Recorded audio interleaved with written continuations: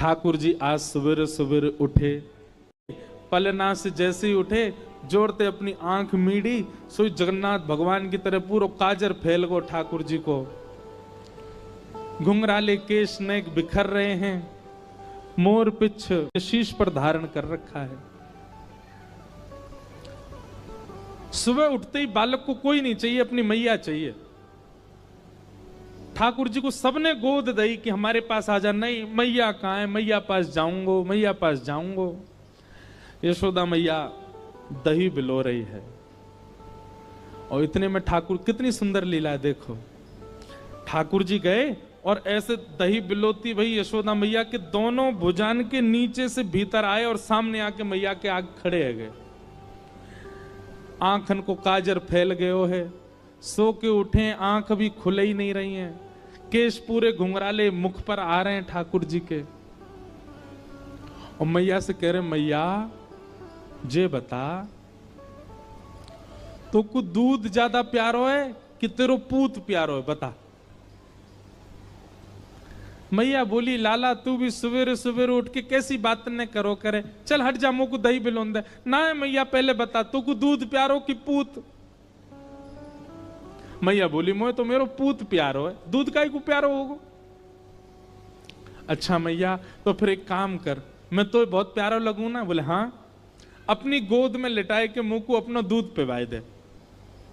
मैया मुंह को बहुत जोर की भूख लगी है, मुंह को दूध पिवाए दे।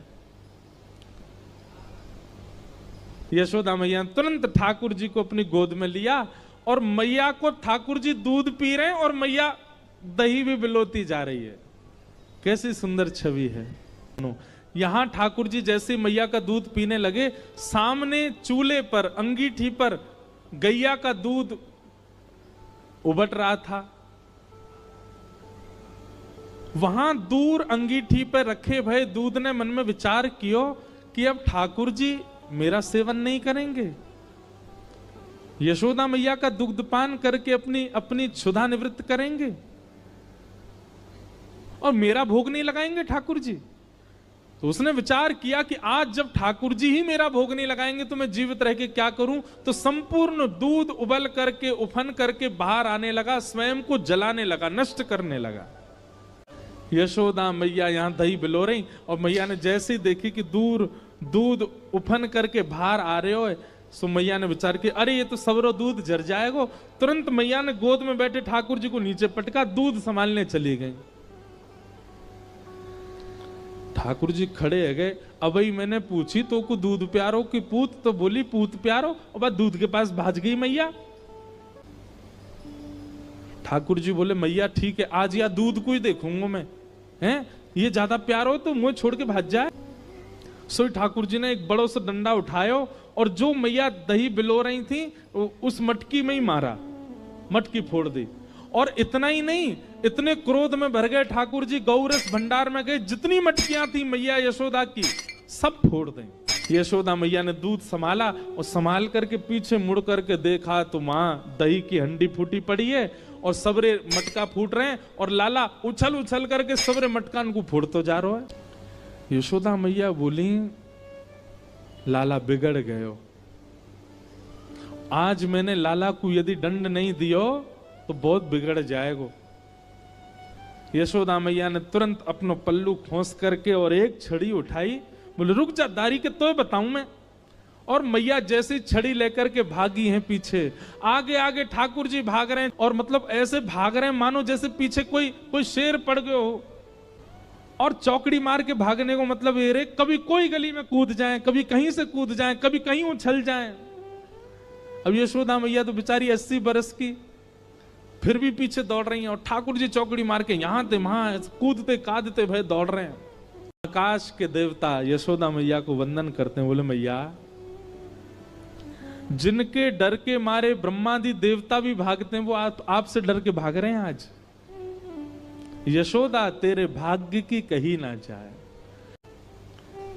ठाकुर जी दौड़ रहे हैं, यशोदा मैया तो थक गई और बीच रास्ता में बैठ गई, जोर जोर से सांस लेने लगी, अपने पसीना पहुंचने लगी। इतने में ठाकुर जी ने पीछे मुड़ के देखी और पीछे मुड़ करके देखी यशोदा मैया बैठ गई, एक वृक्ष की आड़ में चले गए और वहीं से कह रहे मैया का भयो। तू भाग क्यों ना रही मेरे पीछे?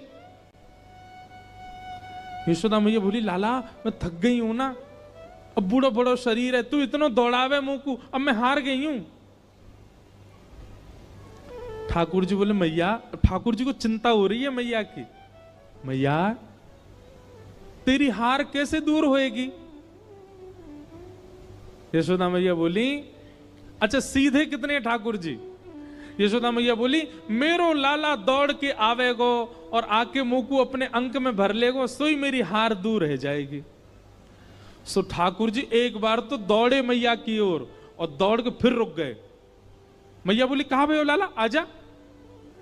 बोले, ना है मैया, मैं ना आऊंगा।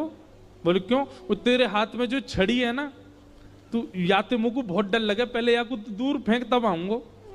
और कहा पता तेने या तो 2-4 बार मार दियो तो मेरे लग जाएगी मैया, पहले या को फेंक। मैया बोली, सांची बता, या को फेंक दूंगी तो आ जाएगा? बोले, हाँ। मैया ने जैसी छड़ी फेंकी, ठाकुर जी दौड़ करके गए, बिल्कुल विचार नहीं किया कि मैया मुझे पकड़ लेगी।